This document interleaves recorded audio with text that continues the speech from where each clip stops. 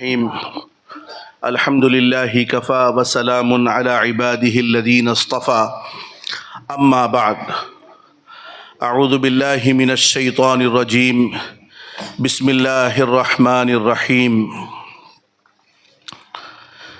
شهر رمضان الذي أنزل فيه القرآن هدى للناس وبينات من الهدى والفرقان. سبحان ربك رب العزة عما يصفون وسلام على المرسلين والحمد لله رب العالمين. اللهم صل على سيدنا محمد وعلى آل سيدنا محمد وبارك وسلم. قابل احترام بزرگوں اور دوستوں، اس وقت آپ اور ہم سب یہاں ایک پر رونق اور پر نور محفل میں جمع ہے، اور آج کا یہ جلسہ استقبال رمضان کے عنوان سے یہاں رکھا گیا ہے. حقیقت یہ ہے کہ رمضان المبارک یہ وہ مہینہ ہے جس میں اللہ تبارک و تعالی اپنی خصوصی رحمتوں کا نزول فرماتے ہیں، اور اس کے لیے ہم سب کو کمر بستہ ہو جانا چاہیے، تیار ہو جانا چاہیے.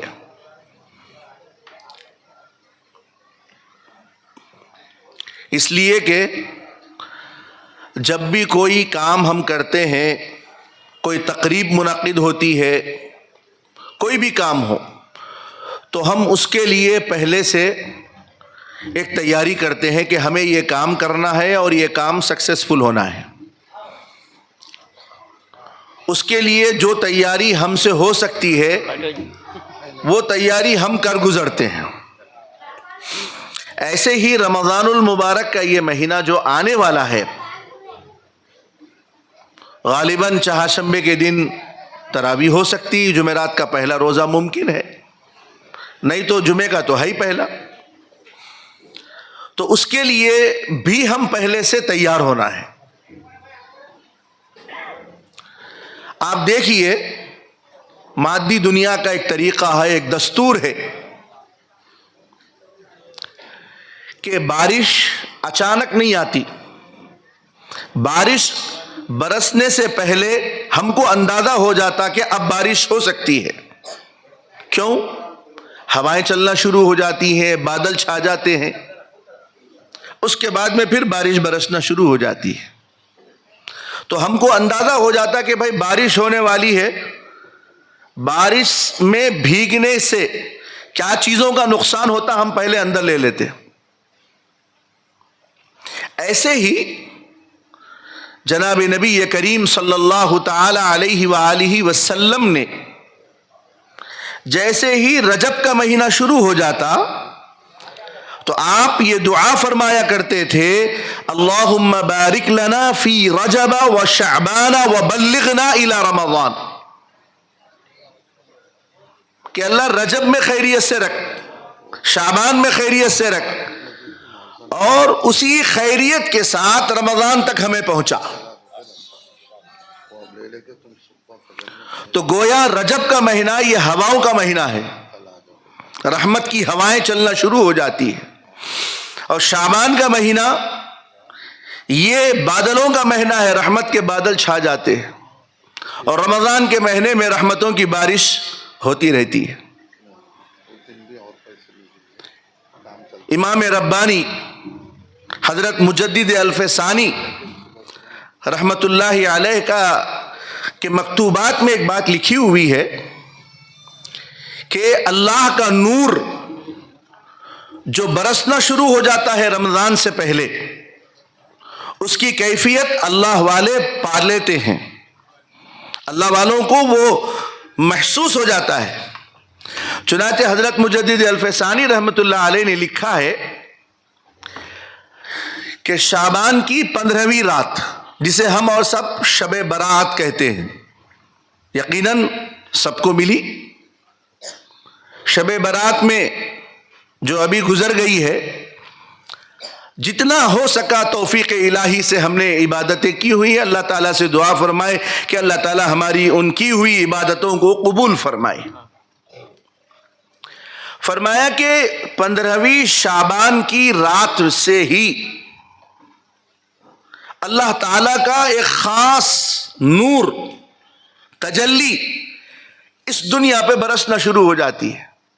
روزانہ اس کی کیفیت بدلتے بدلتے بدلتے جب رمضان کا چاند نظر آ جاتا ہے تو ایک دم موسم کی کیفیت بدل جاتی ہے. اللہ والوں نے محسوس کیا اس کو، اس نورانیت کو.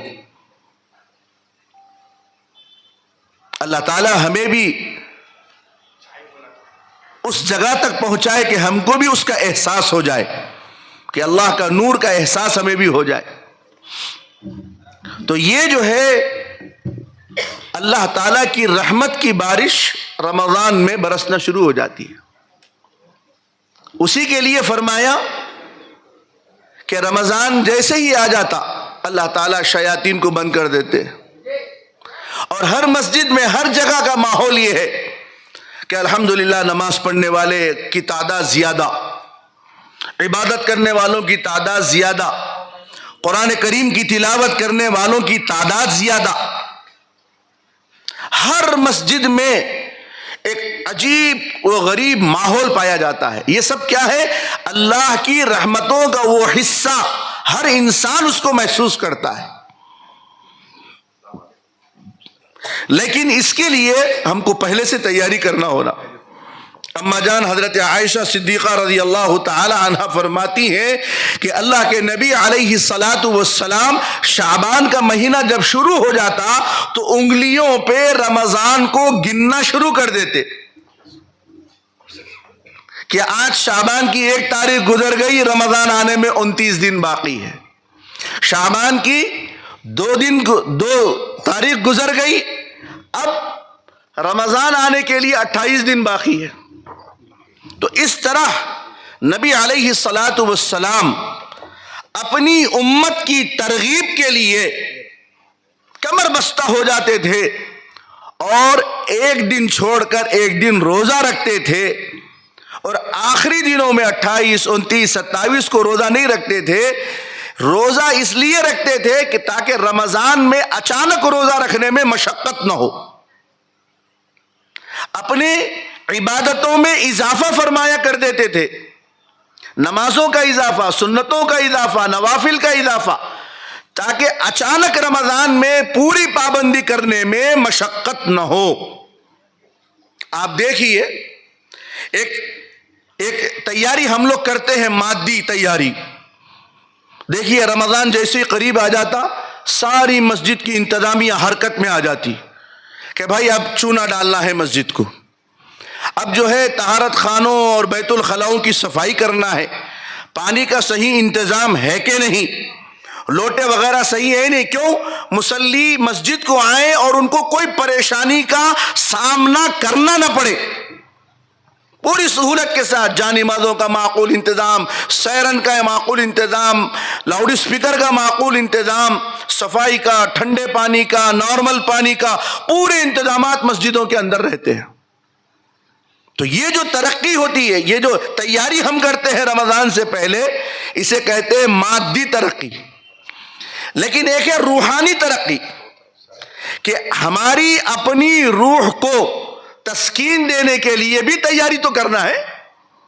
اور اس کی تیاری کی کیا ہے؟ جناب نبی کریم صلی اللہ تعالی علیہ وآلہ وسلم نے ارشاد فرمایا رمضان سے پہلے اس بات کی عادت ڈالو کہ فرائض شرعیہ جو ہے، ہماری 5 وقتہ نمازیں، نمازوں کی بات کی جو سنتیں ہیں، وہ سنتیں تو ہم پڑھتے ہیں لیکن نفل کا اہتمام نہیں کرتے. فرمایا کہ نفل کی عادت ڈال لو. مغرب کی بات کی 2 سنت پڑھتے ہیں، 2 نفل نہیں چھوڑتے، 2 نفل کی عادت ڈال لو. عصر کی عام طور پر صرف فرض نمازوں کا اہتمام کرتے ہیں، عصر میں 4 سنت کا بھی اہتمام کرنا شروع کر دو۔ کیوں؟ رمضان کے مہینے میں حق تعالی جل مجدہ ایک فرض نماز کو 70 کے برابر کریں گے اور سنتوں کو فرض کے برابر کریں گے، تاکہ عادت نہ ہونے کی وجہ سے ان سنتوں کا، ان نوافل کا اہتمام کرنے میں کوئی مشقت نہ ہو۔ یہ تیاری، اس کو کہتے ہیں روحانی تیاری، پہلے سے ہی تیاری کرنا۔ اور اگر ہم تیاری نہ کریں اور اچانک رمضان کا مہینہ آ جائے اور ہم یہ سمجھ لیں کہ بھائی نہیں، ہم اتنی نمازیں پڑھیں گے، اتنا قرآن پڑھیں گے اور اتنی عبادت کریں گے، ہوگا 2 دن 4 دن 5 دن 6 دن مشقت اٹھائیں گے، لیکن اچانک آدمی تھک جاتا۔ کیوں؟ فطرت میں تھکنا بھی داخل ہے، تھک جاتا، آہستہ آہستہ لیزی پنا آ جاتا۔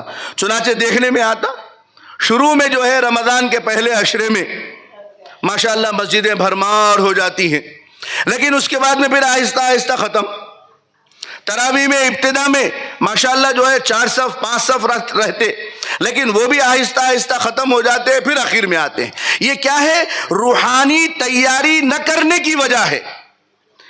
غزوہ تبوک، اس میں اللہ کے نبی علیہ الصلاۃ والسلام جنگ کے لیے تشریف لے جا رہے ہیں، اور کچھ منافقین تھے سامنے تو ایمان کا ڈھنڈورا پیٹتے، لیکن اللہ کے رسول علیہ الصلاۃ والسلام کے پیچھے پیٹ پیچھے جو ہے اسلام کے خلاف، نبی کے خلاف، صحابہ کے خلاف بکتے، لیکن ان کو ہمت نہیں تھی کھل کر آنے کی۔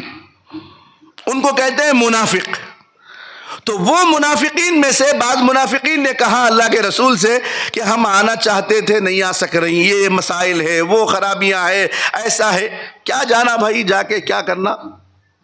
جب اللہ کے رسول علیہ الصلاۃ والسلام واپس تشریف لائے تو اب وہ منافقین حضور کی خدمت میں آئے اور یوں کہنے لگے کہ ہم آنا چاہتے تھے مگر یہ مجبوریاں آ گئی۔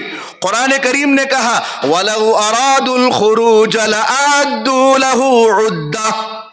قرآن کریم نے یوں کہا اگر یہ لوگ پہلے سے تیاری کرتے تو برابر آ جاتے آپ کے ساتھ، تیاری کیے ہی نہیں، اس لیے اب بہانے بازی کر رہے ہیں۔ کہیں ایسا نہ ہو کہ رمضان کا مہینہ آ جائے اور ہم رمضان کے مہینے میں یوں کہے کاش ہمارا یہ ارادہ تھا، یہ کرنے کا ارادہ تھا، وہ کرنے کا ارادہ تھا، لیکن سمے نہیں ہے، یہ مجبوریاں ہیں، ایسے حالات ہو گئے، اس واسطے ایسا ہو رہا۔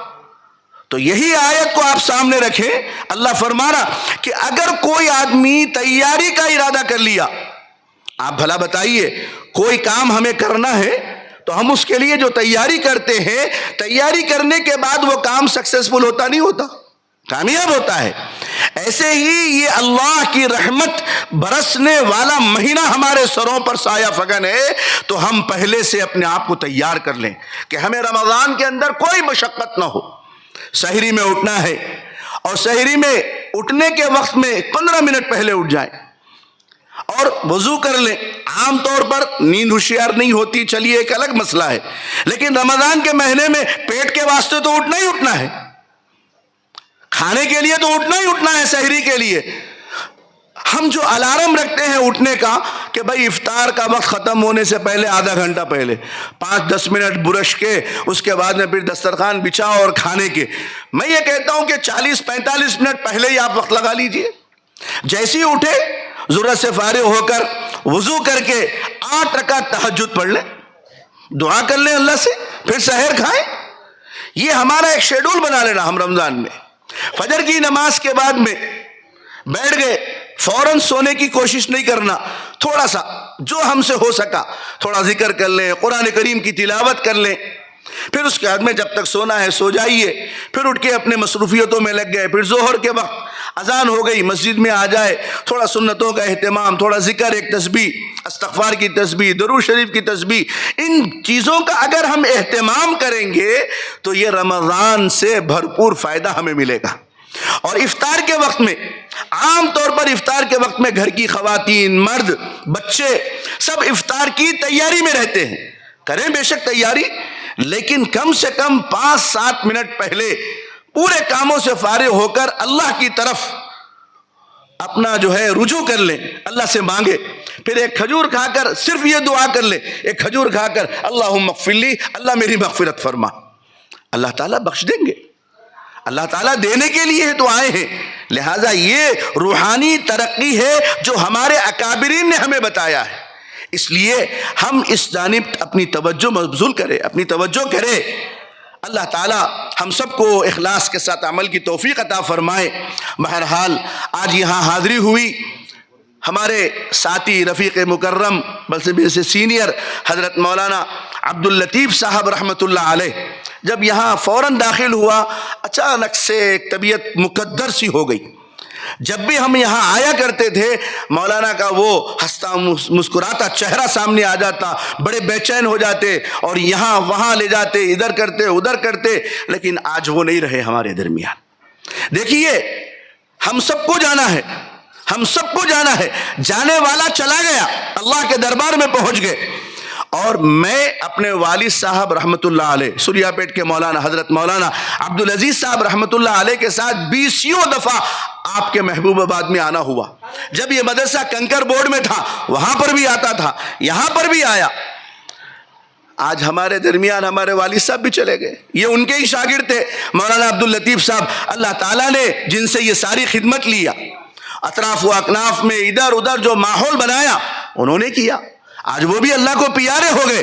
لیکن انہوں نے جس کام کو اپنی بنیاد بنایا صحت کو بھی نہیں دیکھا اور کام کرتے کرتے اللہ کے پاس چلے گئے. اب یہ ہماری اپنی ذمہ داری ہے کہ ان کے چھوڑے ہوئے کام کو خیر خواہانہ انداز میں پورے اخلاص کے ساتھ ان علماء کرام کی سرپرستی میں مجھے اور آپ کو مل کر اس مدرسے کو آگے بڑھانا ہے, ترقی پر لے جانا ہے. کیوں یہ کام ہم کریں گے نا انشاءاللہ. ہاتھ اٹھائیے.